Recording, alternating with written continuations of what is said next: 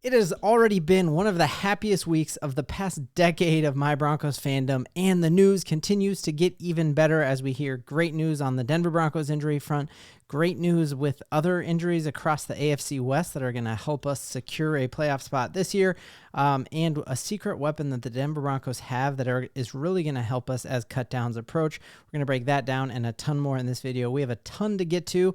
If you're new to the channel, I'm Ben, diehard Denver Broncos fan, and I promise I will keep my mic unmuted this entire thing. That's a money back guarantee to y'all. All the real ones know yesterday. I'm trying to work on the echo. We're just going to dive into it, but sorry about that to all the real ones who know. So yeah, let's dive in right off the bat here. We know Bo Nix was crowned the future franchise quarterback yesterday, right before practice. Sean Payton tells him, it doesn't tell him, hey, you're the starter, tells him and all the other guys, I'm going to go announce to the media after practice today that you're the starter, which truly shows me that Bo Nix, Jarrett Stidham, and Zach Wilson, they knew all along that it was Bo. And Bo just has played his tail off, and it's not just him playing against second stringers like the doubters will have you believe. He is the highest ranked rookie quarterback in the preseason, and they're all playing against twos as well. Bo Nix has thrown one interception in all of camp when cameras are rolling and when people are there. Maybe he did it when there aren't people to report on it, but Bo Nix is incredibly accurate and does exactly what Sean Payton did. That's why he bluffed multiple teams and helped the Raiders feel like, oh, we're interested in trading back. So the Raiders thought Bo Nix was going to fall to them. And then he talked up JJ so the Vikings would go and take JJ. So he executed this perfectly, and you saw all of that yesterday in the smile as he announced that he got his guy. And then what we got a chance to hear from today is we got a chance to hear from the offensive coordinator, Joe Lombardi, really good friend of Sean Payton. And he basically came out and gave us great news here, which is really the entire vibe that Sean Payton wanted around this quarterback competition. Was he didn't want it given to anybody. He didn't want Bo Nix to have teacher's pet labeled on his back or to feel like there was any unfair advantage. And that's why the vibes are so high in that locker room. It's because it was an actual competition, and they all saw there was that respect that went across, and that Bo Nix didn't just have it crowned to him, that he won it, that it wasn't anyone losing it. And that's fantastic news to see.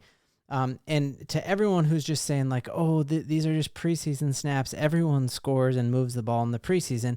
That's just not the case. I know preseason football can be hard to watch, but I've watched a ton, and you just don't see teams moving the ball like we did. And I think Exhibit A is just seeing that with both quarterback situations that they have, not taking a shot at Russell Wilson here, but you look at the Steelers drives, and it's punt, punt, punt, punt, punt, punt, missed field goal, punt, sacks after sack after sack, and Bo Nix has just been in positive position this entire thing, and you're hearing more and more people come and jump on the Bo train, and it is Bo time in Denver, and that is a phenomenal, phenomenal thing for us. I just think, is this probably how it would feel if you snagged Josh Allen and you were the Bills and all of a sudden you're like, whoa, he's good? Or if you're the Chiefs and you had Mahomes, we might have the future of the Denver Broncos wearing number 10 for the next 15 years. And that feels so, so incredible. And I just think this is going to be an incredible time to be a Denver Broncos fan. We're seeing all these former quarterbacks come out and rave about him, from Chase Daniels to Jordan Palmer to RG3, being like, hey, he's the truth. And Sean Payton came out, and we're going to break this down in tomorrow's video. Sean Payton came out and said one of the things that he loved watching Bo was he saw Bo do a play he'd never seen and hasn't seen it since in his entire time studying football at all levels, that Bo Nix is able to kind of sneak under two blocks, and it was absolutely ridiculous. We're going to go through it, but it's just very, very good news. So then the other great news that we're getting today is that we were one of the least injured teams in football last year, and we've had a couple injuries that have been a little bit scary this year, knowing that we bet a lot on moving on from Simmons and bringing in Brandon Jones. We bet a lot on not going and making a huge splash in free agency or trying to trade for Ayuk or CeeDee Lamb or any of those. And I think a lot of that's because of the trust that we had in our receiving core, with Patrick staying healthy, which he has, Sutton getting back to his former production, which he has.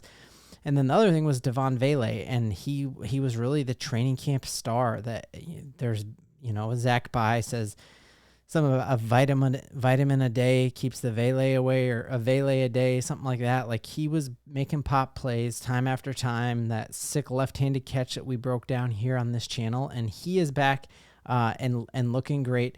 And then hearing that Ben Powers is also looking great, and there was some worry there that we really, after losing Bailey on our offensive line, that swing tackle, we really need our offensive line to stay healthy. We saw we don't have a ton of depth there, and that really hurt Zach Wilson in that game against the Packers.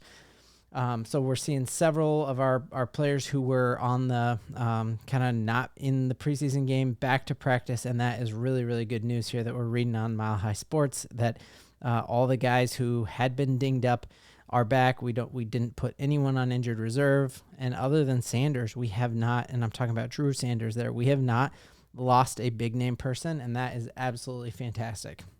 Also had a chance to hear from Vance Joseph.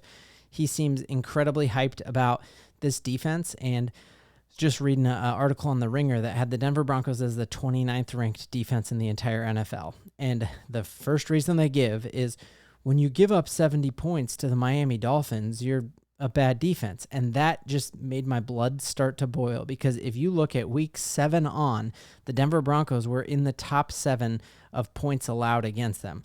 And so basically, like, once we moved on from Randy Gregory and Frank Clark, who truly just tanked the entire culture of that locker room, we're seeing it now with what Randy Gregory just did with the Tampa Bay Buccaneers. We were one of the best defenses in the league.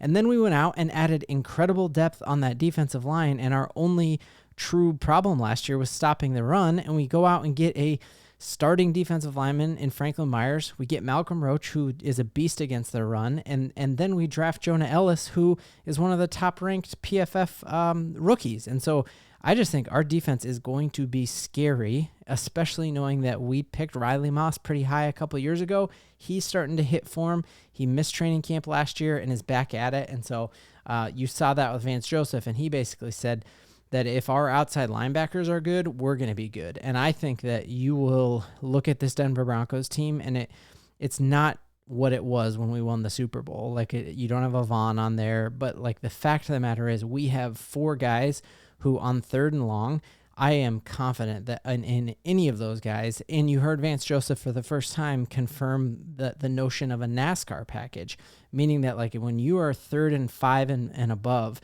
we're going to have like 3 pass rushers in on that, and then probably like a Zach Allen or a Franklin Meyer. And so imagine trying to block a Benito, an Ellis, a Cooper, a Baron Browning. That's going to be a nightmare.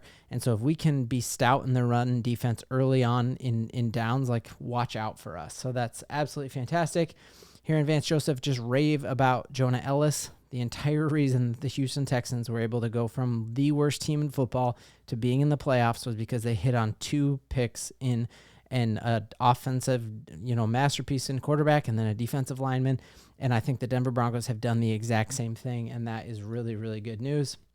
And one of the proofs of just how big of a hit Bo Nix has been is that, like, historically, he is an anomaly. He is the first quarterback in my lifetime that the Denver Broncos have drafted and will start in week 1. And what's even cooler about that is that he also was the first rookie to ever start, or the first true freshman to ever start for Auburn since 1946. So Sean Payton is a streak breaker, and he's breaking another one right here for the Denver Broncos. The streaks that I know he's going to continue to break this year. He's going to break our losing streak to the Oakland Raiders, the Vegas Raiders. We have not beat the Vegas Raiders ever. And then he's going to break our streak of the number of years it's been since we made the playoffs. We remember last year he broke our streak of how long it had been since we had won in Buffalo, how long it had been since we had beat the Chiefs, all those streaks that he broke, and that is only going to continue this year. And then we're hearing Joe Lombardi come out and talk about just like Bo Nix won the job, no one else lost it, and going through here saying, I was surprised when I looked at his tape from college how much better he was than everyone was giving him credit for. All of this, all the pundits, me down here in my humble abode, see what I did there?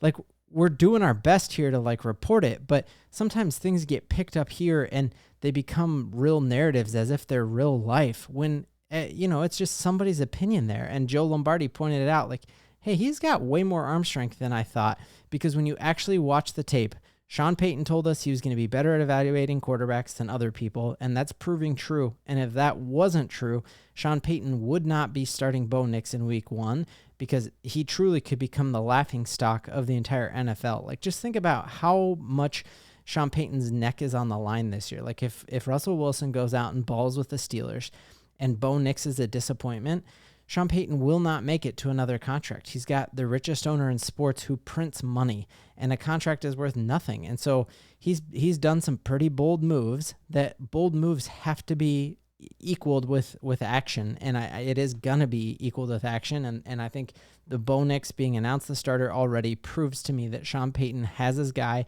and I think the best days are ahead of us for the Denver Broncos. Other great news, not celebrating injuries, but just reporting it.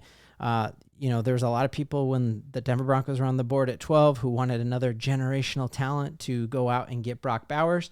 And I had just said, like, hey, he's pretty small for a tight end, right? He's 6'3".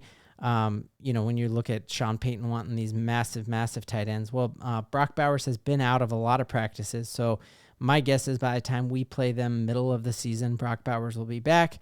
But I mean, the Raiders are not going to be a good team this year. They do not have a quarterback situation. If you watch their preseason game against Dallas, they are in a really tumultuous situation there. We remember what it was like to be in a QB carousel, and you're not going to be that good. They wanted Bo Nix, and they settled on an injured tight end. And so I think that we are going to break our streak of losing to the Raiders, and I think we're actually going to beat them both times this year. And then in addition to that, the other big thing, I think that the Chargers with Harbaugh will eventually be good. I think Harbaugh is a good coach. I'm so glad we have Sean Payton, but I think Harbaugh is going to be good.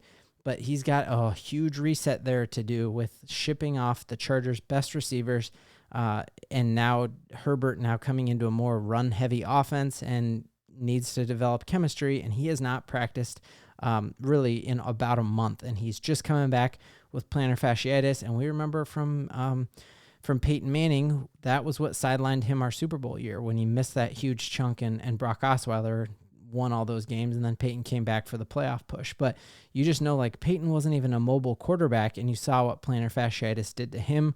And so not wishing ill on anyone, but at the very least, chemistry with the Chargers, they're going to take a while to be in full swing. They start the season up against the Raiders. And so there's a real good chance, guys, that the Denver Broncos, after week 1, are the first team in this division. We're ranked number 1. Either way, we got the quarterback of the future. Our guys are getting more healthy, and we have a ton to believe in.